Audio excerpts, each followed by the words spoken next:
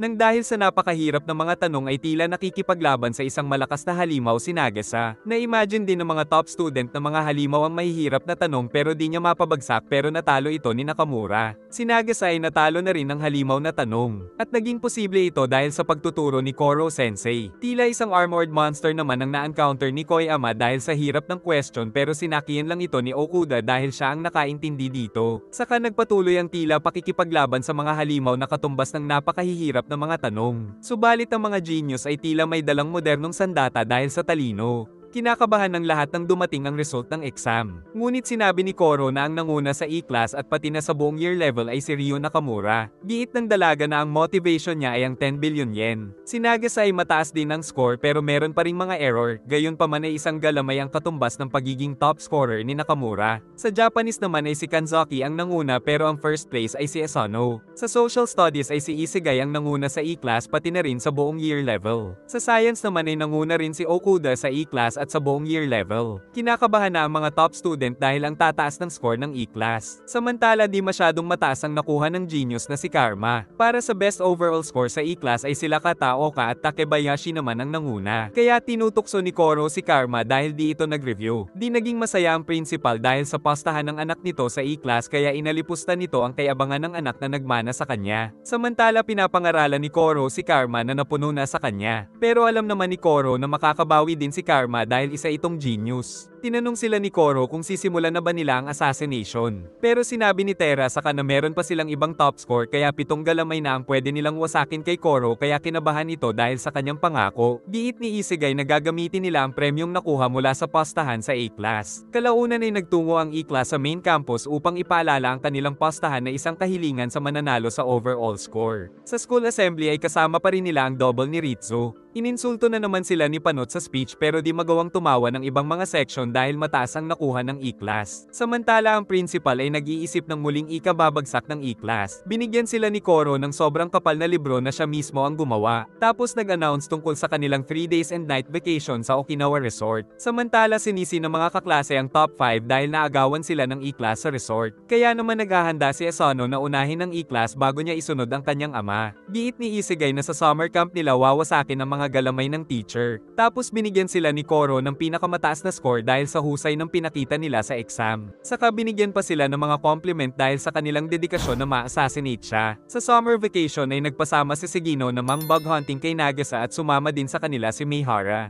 Nandoon din pala si Kurahashi na kabisado ang mga impormasyon sa mga beetle. Nagtungo sila sa ginawang trap ni Kurahashi gamit ang homemade recipe. Samantala si Okijima ay mas interesadong gumawa ng trap para sa teacher. Tapos nakita nilang nahulog nga si Koro sa trap ng mga bastos na magazine. Saka kinuha ang patalim at pinaliwanag na kailangan na lang nilang putulin ang lubid upang mahuli ang sensei sa net na puno ng anti-Koro substance. Subalit nakakita si Koro ng rare na beetle at nakuha niya ito. Dahilan para lumabas si Kurahashi na mahilig sa mga beetle kaya nagsasayaw sa ibabaw ng mga bastos na magazine. Pero nahiya din si Koro nang ma-realize na nakakahiyang makita siya dito ng mga estudyante at alam niya rin daw na isa itong trap. At nalaman nila kay Koro na libo-libo ang halaga ng nahuling Miyame stag beetle dahil sa albino na mata nito ay isa itong super rare. Isang linggo bago ang kanilang bakasyon sa resort ay nagsanay muna silang bumaril samantala nagre-relax lang si Miss Witch. Ngunit nang dumating si Sir Lovro na kinuha palang special instructor ay inutusan siyang magpalit na agad nitong sinunod. Di daw makontak ni Lovro ang iba pang malalakas na assassin kaya nakasalalay na sa mga bata ang assassination kay Koro na kasalukuyang nagbakasyon sa Mount Everest.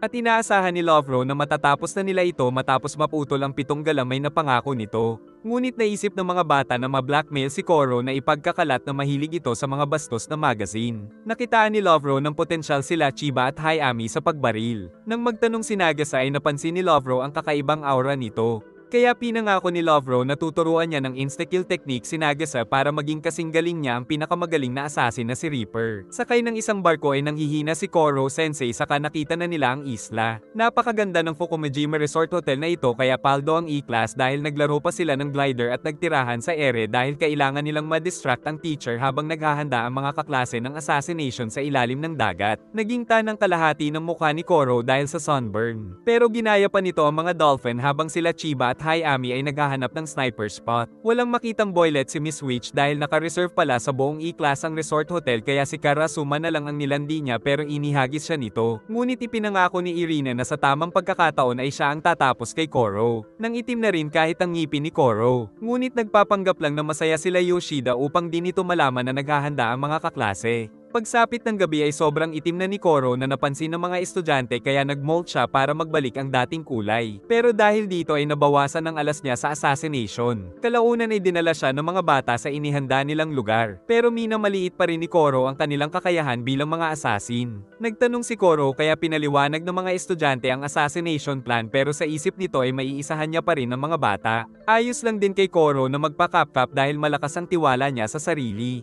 Nagsimula ang video na inihanda nila ngunit nahiya bigla si Koro dahil pinapakita dito na isa siyang manyak na octopus kaya halos maubos ang kanyang energy. Tapos di niya napansin na nag-high tide saka sinabi ng mga estudyante na ngayon na nila nais wasakin ang pangakong galamay. Napansin ni Koro na merong sniper sa malayo. Saka pinutol na ng mga bata ang kanyang mga galamay subalit di niya inaasahan ang mga sumunod na nangyari dahil gamit ang mga speedboat ay winasak nila ang kinaroroonan nito. Saka gumamit ng mga hydrojet ang mga kasama dahil alam nilang natataranta si Koro pag nagbabago ang paligid tapos pinaputokan nila ang paligid nito saka nakasalalay na sa dalawang sniper ang execution at mga dummy lang pala ang napansin ni Koro kaya naman tinamaan na nila sa wakas ang teacher, subalit nagdulot ito ng malakas na pagsabog. Naisip nila na natapos na nila ang misyon pero naging isang maliit na bilog na may napakatibay na shell si Koro kaya di pa rin nila natapos ang octopus. At dahil kahit nuclear bomb ay hindi siya masasaktan kaya ginamit ni Karma ang expertise sa pangta-torture sa ibang paraan. Ngunit kinuha ito ni Karasuma at sinabi ni Koro na di uubra kung ilalagay siya sa pool na puno ng anti-Koro substance dahil sumasabog siya bago magbalik sa normal. Pagbalik sa hotel ay napagod talaga ang lahat. Si Chiba naman ay pinanood muli ang recording kung saan di nila napatay ang teacher. Napansin ni Nagasa na hindi normal ang pagkapagod ng mga kaklase saka bumagsak si Nakamura pati na ang iba pa. Tapos tumawag ang may kagagawa nito na nilagyan daw ng artificial virus ang mga bata at siya lang ang may hawak ng antidote kaya nais nitong dalhin sa kanya si Koro kapalit ng mga antidote. Pero sila Nagasa at Kayano ang nais niyang maghatid nito sa itaas ng hotel. Di nakikipag-cooperate ang hotel kaya nag-isip sila ng ibang paraan. Naisip ni Teira saka na dalhin na lang ang mga kaklase sa ospital pero tutol si Takebayashi dahil bagong virus lang ito at baka lumala pa ang kalagayan. Pero may plano si Koro na ipinag-utos kay Ritsu. Dahil din kay Ritsu ay nalaman nila ang interior ng hotel at lokasyon ng mga guard.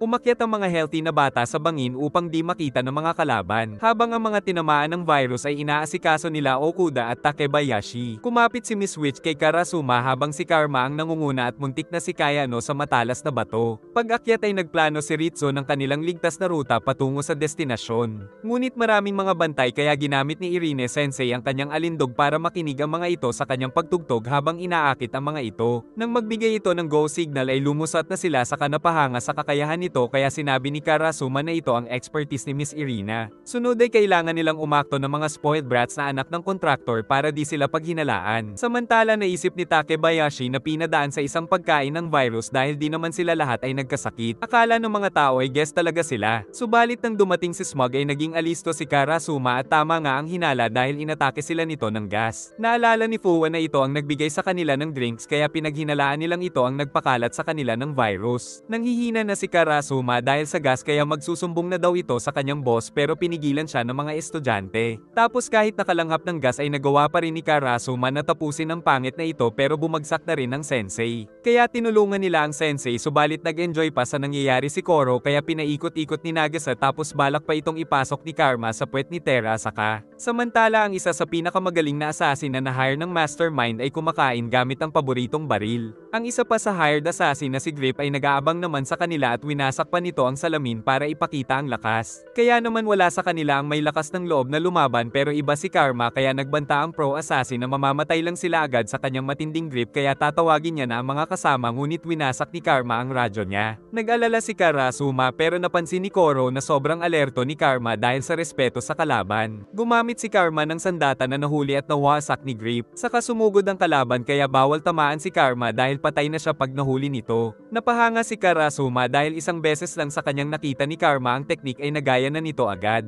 Napatanong ang kalaban kung ba't di siya umaatake. Kaya sinabi ni Karma na isa lang siyang decoy para makalusot ang mga kaklase. Pero nang mag-attack mode si Karma ay nagawa niyang tamaan ito. Ngunit nang tatapusin niya ay gumamit ito ng gas kaya bagsak ang batang assassin. Pero may paralysis gas din pala si Karma na kinuha niya kanina kay Smug at inaasahan niya na daw ang paggamit ng gas ni Grip. At nang sumugod ito ay napabagsak na rin ang batang assassin saka pinagtulungan. Tapos itinali nila ito at nilabas ng malupit na Karma ang mga wasabi at mustard saka inilagay sa butas ng ilong ng kawawang Grip. Nakakandado ang pinto kaya kailangan pa nilang dumaan sa loob pero paghihinalaan sila kaya ang mga babae ang gagawa nito pero dahil nag-aalala sila sa kababaihan ay naisip nilang isama si Nagasa. Pumasok sila sa loob ng bar at pinagdamit babae pala si Nagasa na sakto namang nagustuhan ng isang lalaki. Kaya habang naglalakad ay niyaya nito si Nagasa ng maiinom. At para di mahalata ay pinagtulakan ito ni Takaoka. Subalit meron pang dalawang manyok kaya nagpanggap si Yada na anak sila ng maimpluwensyang Yakuza saka pinakita ang emblem kaya natakot ang dalawang bugok. Nagpapasikat pa si Yuji kay Nagasa tungkol sa kanyang ama. Tapos pinakita nito ang mamahaling weed cigarette upang magpanggap na cool kid pero pinagsabihan siya ni Nagasa kaya nagtantram. Hiniram lang pala ni Yada ang emblem na ito kay Teacher Witch. Saka naisip nila kung gaano rin talaga kagaling si Irene Sensei sa pagiging assassin. Nakarating sila pero may mga bantay naman sa pinto. Kaya tinawag nila si Nagasa pero dahil nais pang magpasikat ay pinakita ni Yuji ang pinagmamalaking muntangang dance moves saka minalas dahil tinamaan niya ang legit na anak ng flood control contractor. Pero sinipa lang ni Okano ang bumagsak na Nepo Baby. Saka sinabi nila sa mga guard na nag-collapse ito kaya nagkaroon sila ng chance na lumusot. Bago umalis ay nagbigay ng advice si Nagasa kung paano magpakalalaki kaya mas na-inlove ito sa kanya. Dahil dito ay nakapasok na rin ang mga kasama. Nakapagpalit na rin si Nagasa pero nakuna na siya ni Karma ng picture. Si Yuji naman ay ibinalik na ang droga. Tapos tinukso si Nagasa ng mga kaklase kung nagustuhan ba niyang magdamit babae. Pero meron na namang mga bantay na kailangang patumbahin. Kaya inutusan ni Tera saka si Kimura na magpahabol sa mga pangit na tinuruan pa ni Karma. Kaya lumapit siya at sinabing mga walang utak na unggoy ang dalawa kaya hinabol nga siya. Saka naman umatake sila Tera saka at kinoryente ang mga pangit. Giit ni Tera saka na para daw sana ito kay Koro Sensei. Saka kinuha nila ang mga baril at pinag-utos ni Koro na sila Chiba at Hayami ang gumamit nito pero hindi sila pinahintulutang pumatay. Naiinip na si Gastro sa kakasubo ng kanyang baril tapos naramdaman niyang nandoon na ang mga bata.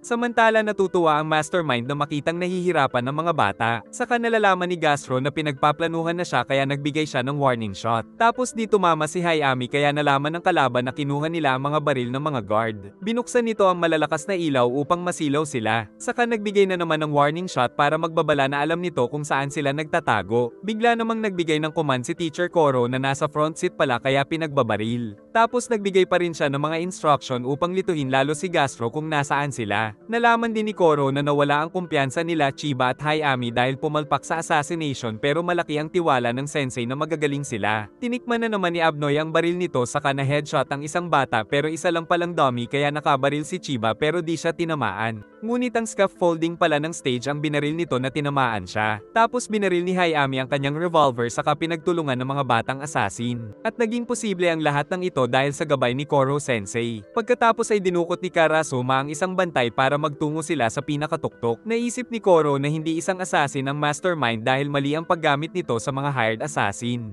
Napansin ni Nagasa na napakainit na ni Tera saka dahil sa virus pero ayaw nitong malaman ng mga kasama nila. Nang makapasok ay nakita nila ang case na may bomba na pinaghihinalaang naglalaman ng mga antidote. Ngunit nang lumabas ang mastermind ay nalaman nilang ito pala ay si Takaoka na galit sa kanila dahil pinahiya ng E-class. Nagagalit si Karasuma kaya sinabi ni Takaoka na kung sila Nagasa at Kayano lang sana ang pinadala ni Karasuma ay plano niyang gamitin ang buhay ng mga ito para matagumpay niyang mapatay si Koro. Gayunpaman ay meron pa rin siyang plan B kahit di natupad ang unang plano. Sinabi din itong inalipusta na siya sa trabaho mula nang matalo ni Nagasa kaya nangangati siya kapag naiisip ito kaya nais niyang makipagtuos kay Nagasa. Minaliit naman nila Karma at Tera saka si Takaoka dahil isang maliit na bata ang nais nitong kalabanin ngunit nagalit ang baliw at nagbanta na papasabugin ang mga antidote. Saka pinag-utos kay Nagasa na magtungo siya mag-isa sa helipad. Kahit mapanganib ay nagpas siyang magtungo si Nagasa kung saan may nag-aantay na patalim. Tapos pinasabog nito ang daanan para walang makialam sa kanila. Naisip naman ni Nagasa na humingi ng tawad at baka sakaling maawa sa kanya ang mastermind. Pero nakukulangan pa ito kaya ibinaba ng batang assassin ang kanyang ulo sa tahig at sinabi ang mga nais nitong marinig. Natuwa naman si Takaoka saka sinabi nitong ang mga tinamaan ng virus ay magkakapigsa ang buong katawan hanggang sa mamatay. Saka nito tuluyang pinasabog ang mga vial na naglalaman ng antidote kaya nawala na ng pag-asa ang mga assassin tapos pinagtawanan pa sila. Dahil dito ay naglakas loob si Nagase pero ito talaga ang nais na mangyari ng kalaban. Nag-alala sila na baka patayin talaga ito ni Nagase kaya binato ni Terra sa kanang stun gun at sinabing huwag magpapauto kay Takaoka. Sinabi din ni Koro na tatanungin na lang nila si Smog na may gawa ng artificial virus saka pinag-utos na stun gun na lang ang gamitin ng estudyante. Nagtaka din sila kung paano nakatagal si Terra sa kasatindi ng lagnat nito, kaya kinuha ni Nagase ang stun gun pero gamit niya pa rin ang kutsilyo. Pinakita din ni Takaoka ang reserba ng antidote na ibibigay niya daw kung lalabanan siya ni Nagase nang hindi nangingialam ang mga kasama. Sinabi ni Koro na huwag magdalawang isip si Karasuma na barilin ito kung manganib si Nagase. Sa isang iglap ay nasipa nito at tumalsik si Nagase. Pero sinubukan pa rin ng batang assassin ngunit talo siya sa karanasan kaya nabubugbog lang siya. Balak ni Takaoka na putulin ang mga kamay at paa ni Nagase dahil sa pamamahiya sa kanya. Nag-aalala na ang mga kasama pero sinabi ni Terra saka na may alas pa si Nagase na itinuro ni Lovero. Naging kumpiyansa si Nagase kaya kinakabahan si Takaoka habang lumalapit ito. At nang sobrang focus na si Takaoka ay gumamit si Nagase ng clap stunner tapos ginamitan siya ng batang assassin ng stun gun kaya si Nagase na naman ang nanalo. Kaya naman labis na takot ang naramdaman nito at ang nakakatroma ng ngiti ng batang assassin ang kanyang nakita bago siya nawala ng malay. Binati ng mga kaibigan ng tagumpay ni Nagase pero hindi sapat ang nakuha nilang antidote. Kaya tumawag na daw ng chopper si Karasuma para sa emergency. Pero sa kasamaang palad ay dumating pa ang tatlong pro na hired assassin. Ngunit di na pala sila balak kalabanin nito dahil di nasakop ng kanilang kontrata. At ang virus na ginamit ng tatlo ay ang di nakakamatay na virus dahil sapat na daw ito para makaramdam sila ng panganib.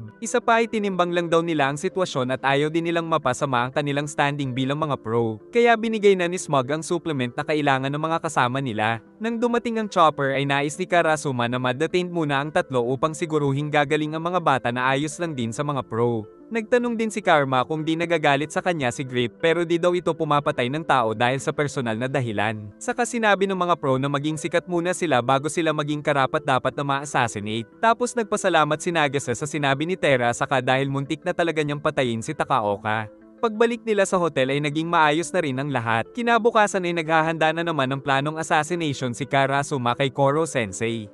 Pero matapos ang pagyanig ay biglang nakabalik na sa kanila si Koro dahil nabigo na naman siyang ma-assassinate ng plano ni Karasuma. Kaya nais na daw mag-enjoy ng octopus pero kinabukasan na ang balik nila sa Tokyo. Kaya naman ginamit nito ang bilis para makagawa ng maraming activity habang ina-assassinate siya ng mga estudyante. Samantala ang kababaihan ay nag-enjoy sa beach kaya nais sumali ni Koro pero nalaman nitong kasama ito sa assassination plan. Ang manyok na si Okijima ay naghubad patungo sa kababaihan kaya binugbog siya ng mga ito. Aalis na sana si Karasuma pero inaakit pa siya ni Miss Witch ngunit di umeepekto kaya tinukso ng mga estudyante na hinabol nito. Saka pinuri ni Koro Sensei ang ipinakitang talento ni Nagase. At kinabukasan ay nasa school na muli sila para sa second semester.